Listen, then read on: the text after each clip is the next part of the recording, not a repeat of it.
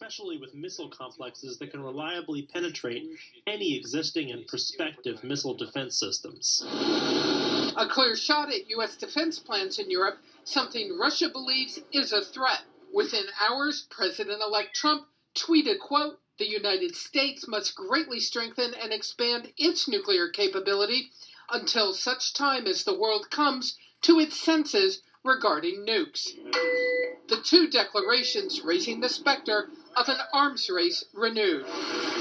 Donald Trump briefed just yesterday by senior Air Force officers on the need to modernize the aging nuclear infrastructure.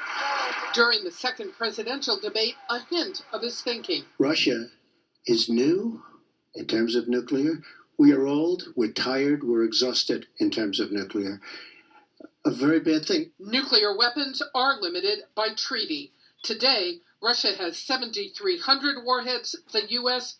just over 6,900. The Obama administration gave up on the idea of a U.S. pledge for no first use of nuclear weapons, worried the idea could embolden Russia and China. U.S. dismantling of its own nuclear arsenal has slowed in recent years. Putin's nuclear vow came as he boasted of Russian military superiority after a year which saw successful Russian hacking of the Democratic National Committee by the Russian military, sustained airstrikes in Syria, and continued occupation of Crimea. Today, we are stronger than any potential aggressor. I repeat, any aggressor.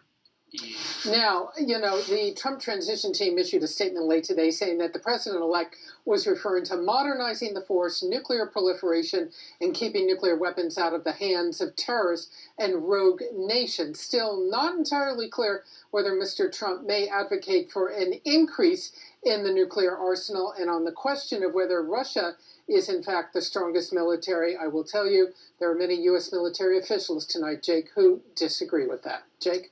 Barbara Starr at the Pentagon, thank you. Joining me to talk about Russia and cybersecurity and much, much more, Republican Congressman from California, Darrell Issa. He sits on the House Foreign Affairs Committee. Congressman, thanks for coming on today. We appreciate it.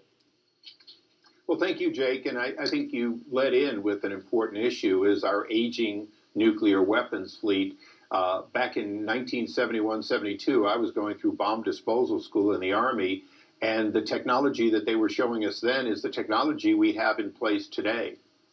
Let me ask you about a report from CrowdStrike, which is a cybersecurity firm, and they say that Fancy Bear, which is a Russian hacking group, is likely affiliated with Russian military intelligence, and they cite as evidence a piece of malware used to infiltrate Ukrainian military forces and collect tactical artillery positions information that would be very useful to the Russian military. CrowdStrike has already determined in June that the same Fancy Bear group had infiltrated the DNC's network in April of this year. Does this information make you any more confident about the intelligence community's conclusion that Russia directed the hack of the DNC and the phishing and hack to John Podesta? Well, I think where the confidence wanes is if you look all the way back several years ago when I was still on the Select Intelligence Committee, and we knew that cyber was an active effort by the Russians. And here we are these years later, and we're not able to intercept it in real time. We're not able to advise potential attacks at a time in which they can do something, and we have no countermeasures. So I think I have a high confidence that the Russians and others, the Chinese and others, have successfully hacked a great many both public and private servers in this country, and that we have not prepared the appropriate response, either defensive or offensive. And I think that's the story going into January 20th of next year. As you know, the head of CENTCOM and others have said that Russia is the number one geopolitical foe of the United States. A recent statement by William Evanina, who's the director of the U.S. Counterintelligence and Security Center, he said that he estimates the Russians have about 100 spies on U.S. soil. How concerned are you about the threat of Russia right now? Well, I'd like to say if it's 100 Russians and we know it's thousands of Chinese, I think we have to look at both. You know, President Obama did a pivot to Asia, and that pivot was all about the expansive behavior of China. So I think President-elect Trump is dealing with two fronts. a very activist small power. Russia, for all of its military strength, has an economy about the size of Italy, and China. And they're both flexing their muscle after 8 years of feeling emboldened by the policies of this administration. And in fairness, the previous 8 years, in which much of it America was distracted with 2 wars. The United Nations Security Council could soon vote on a resolution that would demand an immediate halt to Israeli settlement activities. Our sources are telling us that the U.S. was planning to either abstain or vote yes on the measure. What do you hope the U.S. does should this resolution come to the floor of the UN? I think we have to use this resolution as an opportunity to bring the real resolution in the region. The behavior that is known as settlements, both legal and illegal, if you will, under Israeli laws, is the result of not settling this issue, not dividing up the land into a 2-state solution, something that President Bill Clinton worked very hard on and almost achieved.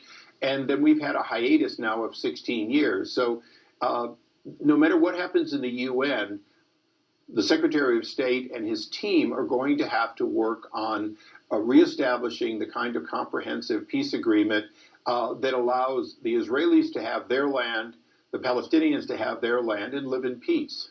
What do you make of this new nominee to be U.S. ambassador to Israel, Daniel Friedman? He has said some fairly disparaging things about J Street, which is a progressive group in the United States that works for a 2-state solution, as well as a number of other things about the U.S. State Department being full of anti-Semites. What do you think of them?